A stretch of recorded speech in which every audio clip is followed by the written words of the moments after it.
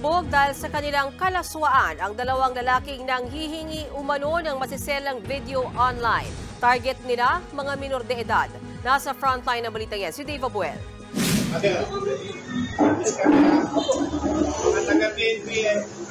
Hindi na nakapalag si alias Paul, 45 years old, nang arestuin sa Paco, Maynila nitong Lunes.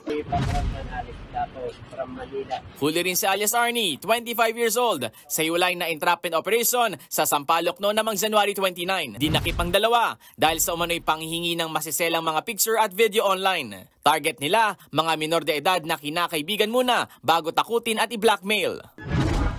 Base sa investigasyon, na biktima ni Paul ang 15 anyos na hipag ng namatay niyang katrabaho. Tinatakot niya raw ang dalagita para magbigay pa ng pictures at makipagtalik. Buti na lang, nabisto ito ng ate ng biktima na napag-alamang dating niligawan ng sospek. Pero binasted siya nito, kaya ang dalagita raw ang pinuntirya ni Paul.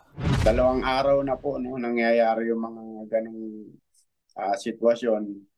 At natuklasan nga lang to nung nanghiram ng cellphone doon sa kapatid. Depensa ng sospek, meron silang relasyon ng dalagita. Sa ngayon, pinalaya muna ang sospek dahil sa desisyon ng piskalya ukol sa legalidad ng pag-aresto.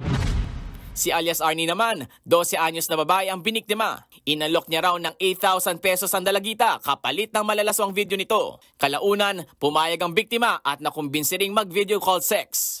Ang hindi alam ng biktima, ni-record pala ito ng sospek. Nahaharap siya sa reklamong grave coercion at anti-online sexual abuse or exploitation of children. Nagbabalita mula sa Frontline, Dave Abuel, News 5.